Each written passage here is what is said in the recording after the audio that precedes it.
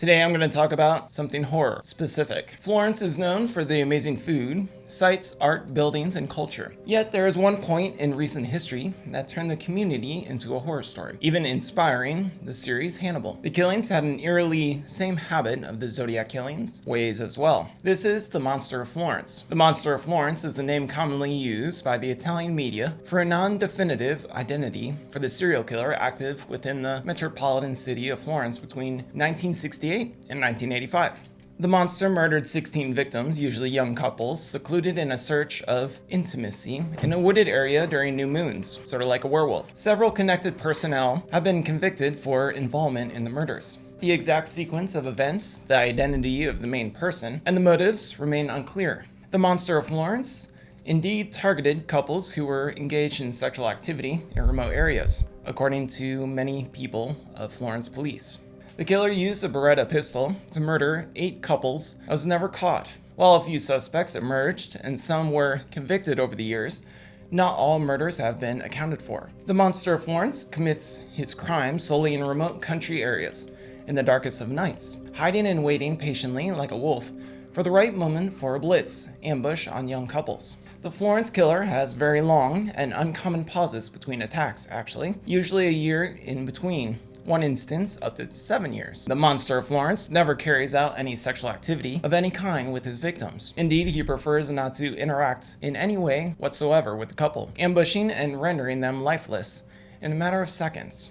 The Monster of Florence does not act as on instinct or impulse actually, but plans out his crimes carefully and rationally, choosing nights with little moonlight, waiting for an optimal situation in which he finds a lone couple in an area where he is certain there is no anybody else. His first victims that are known on the night of 21st of August 1968, mason worker Antonio Bianco and home worker Barbara Lucio were shot to death with a .22 handgun in Signa, a small town in the west of Florence. The couple were attacked in their car while Lucio's son, now Latino, lay asleep in the back seat. Very appropriate. Upon waking up, the young boy, finding his mother dead, the child fled in a fright. The boy will later recount how, after the shooting, a man took him on his shoulder and carried him to his house about a mile away, singing a popular song to him. The man rang the doorbell and then left him alone at the front door and reached a nearby house, about a mile from the crime. The owner certainly was surprised at seeing this young boy, having an unexpected guest during this hour. He said, "Let me in. I'm tired. My father is homesick, and you have to take me back to my home. Because my mommy and uncle, which in Italy, it's common for children to refer parents' friends as aunt and uncle." Lucio, a native of the local town, had been well known in that area, receiving the nickname Ape Regina, or Queen Bee. Her older husband, Stefano, was eventually charged with the murder and spent 6 years in prison. What evidence was against him? A glove tested positive, showing that he had recently fired a gun. The man also confessed, but then retracted his confession, then again confessed again. Also while accusing the Vinci brothers of also being involved, but in the end admitted to committing the murders by himself. As the police saw it, he had a motive. His wife was betraying him with several other men, and he probably had just got fed up with it. He was supposedly homesick, in bed, when the crimes were committed, which didn't make for a very convincing alibi. However, while he was in prison, another couple was murdered, apparently with the same gun. Several lovers of Lucio's were suspected to be perpetrators of the crime. In 1982, the murders of Lo Bianco and Lucio were linked to more recent murders based on a tip from a random writer who had possibly signed himself a friendly citizen in a letter to the police. However, the .22 caliber Beretta was never found. On September 15th of 1974, teenage sweethearts Jelen Kaur and a barman Stefano, unaccountable, were shot and stabbed in a county lane near San Lorenzo while having sex in of their car. They were not far from a notorious teen club where they were supposed to spend the evening with friends. Pentini's corpse had been violated with a grapevine stalk and disfigured with 97 stab wounds. Some hours before the murder, Bettini had disclosed to a close friend that a weird man was terrifying her.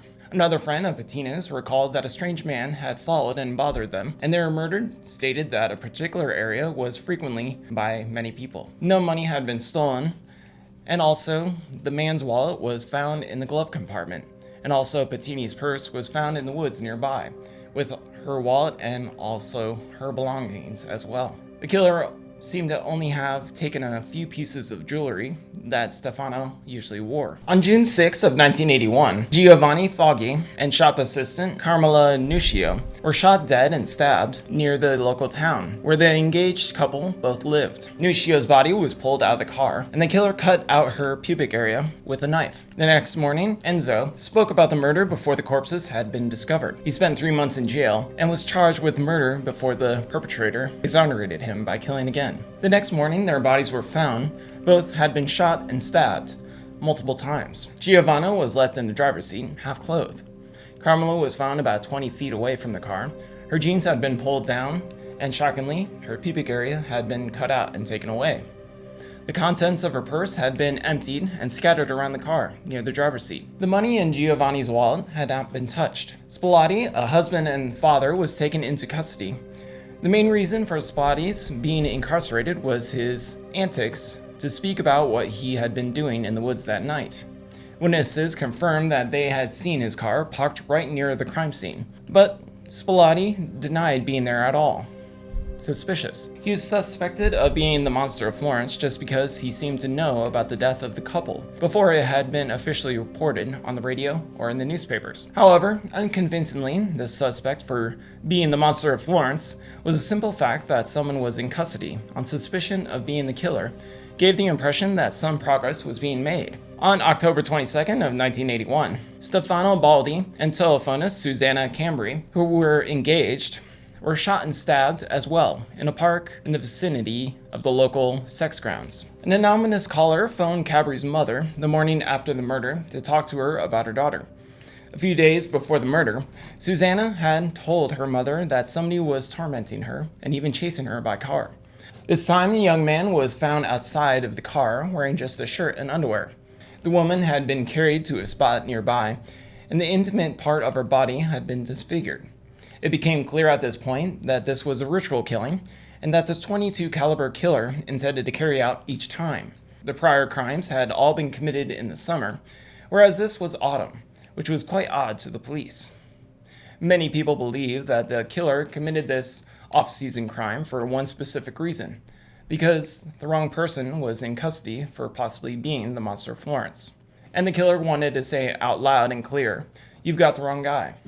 The prior crimes had been committed on moonless nights. The maniac planned his crimes well, choosing to take action only in pitch black conditions, all the better to hide himself.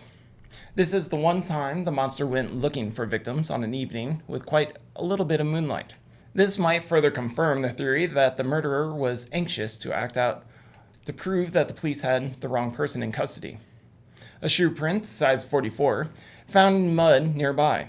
On June 19th of 1982, mechanic Paolo Manduri and dressmaker Antonio Megalani were shot to death just after having sex in their car. This time, the killer did not have time to mutilate the female victim's body, as the road was relatively busy. Mariano was still alive when found, but did die some hours later in a hospital due to serious injuries. Mandarina is believed to have heard of seeing the killer approaching and attempted to drive away, only to lose control of his car and drive into a ditch on the other side of the road.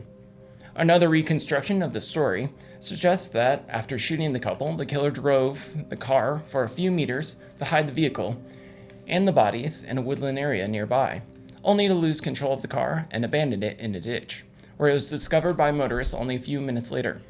On September 9th of 1983, William Hurst Meyer and Janice Rocha, two students from Osnabrück, West Germany, were visiting Italy to celebrate an important scholarship. They were found shot to death in their Volkswagen bus. The long blonde hair and small build could have deceived the killer into thinking he was a female. The shots were fired from outside the van through the window. The killer, unable to see, had to switch to the other side and continued shooting, unfortunately, into the other window, about 5 to 6 rounds.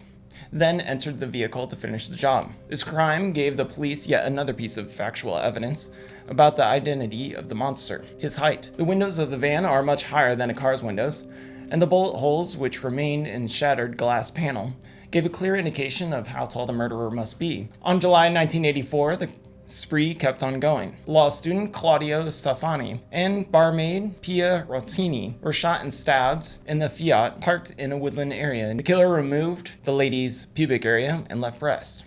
There were reports of a strange man who had been following the couple in an ice cream parlor truck some hours before the murder. A close friend of Routini recalled that she had confided that she had been bothered by an unpleasant man while working at the bar. Knee marks on the side of the car confirmed the height of about 5 foot 10 inches. On the night of September 8th, 1985, Jean-Michel, a musician of Georgiano ancestry, and tradeswoman Nadine Marriott, both from France, were shot and stabbed while sleeping in a small tent in a woodland area near San Calieno. On the night of September 8th of 1985, John Calvianchi and tradeswoman Nadine Marriott, both from France, were shot and stabbed while sleeping in their small tent in the woodland area. Calvianchi was killed a short distance away from the tent while trying to escape. Marriott's body was mutilated because the killer had murdered 2 foreigners.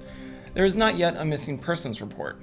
The killer sent a taunting note along with a piece of the breast of the young woman to the state prosecutor, Sylvia Monica, stating that a murder had taken place and challenging local authorities to find the victims. A person picking mushrooms in the area discovered the bodies a few hours before the letter arrived to Della Monica's desk. Jean-Michel was a young and strong man who was also trained as a sprinter. When the monster opened the front of the tent and surprised the couple, the French man managed to burst out of the tent and try to run away for his life, having only been hit by a bullet in his arm. Unfortunately, he ran the wrong way. In one direction, he would have quickly arrived to the street, but the direction he took meant heading into the woods. The killer managed to catch up to him and finish off the job with a knife.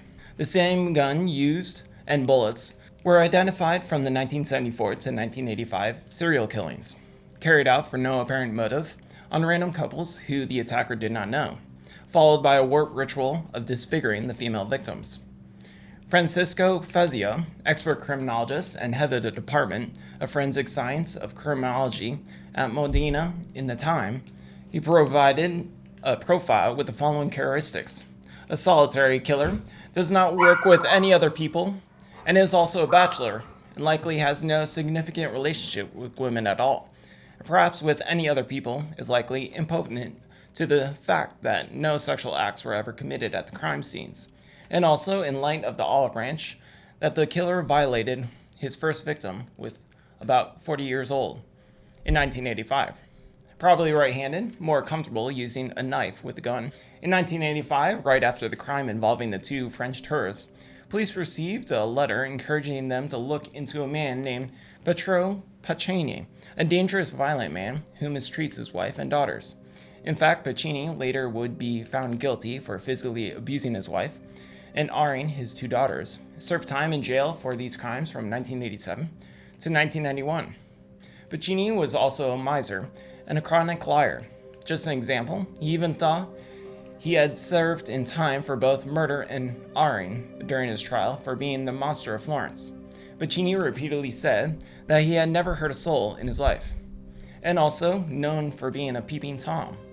Evidence against Pacini included a notepad and soap dish of German manufacture that supposedly belonged to a German victim, a .22 caliber bullet found buried deeply in Pacini's vegetable garden, witnesses who saw a car that looked like Pacini's near some of the crime scenes as well.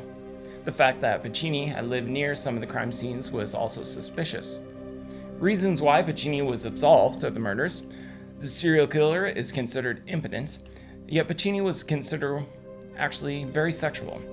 He had a wife, lovers, and often went to prostitutes as well. And remember, in 1951, he forced his girlfriend to have relations with him near the dead body of his rival. Money and other valuables were never stolen from the monster's victims, and Pacini was known to be a miser who took advantage of every opportunity to make easy money. Saturday night before the 1985 crime, which is considered by many the actual date when the couple were attacked, prosecutors were suspected at convincing changing the official date to Sunday to get Pacini convicted. Newly discovered DNA could shed light on one of Italy's most cold cases as well, finally revealing the Monster of Florence. There are still unaccounted for many questions remain. Now scientific evidence may shed light on all these suspects and victims. Hopefully, this is the case over time. Anyway, thanks for watching. Thanks for the likes and subscribes. Have a great one. Bye.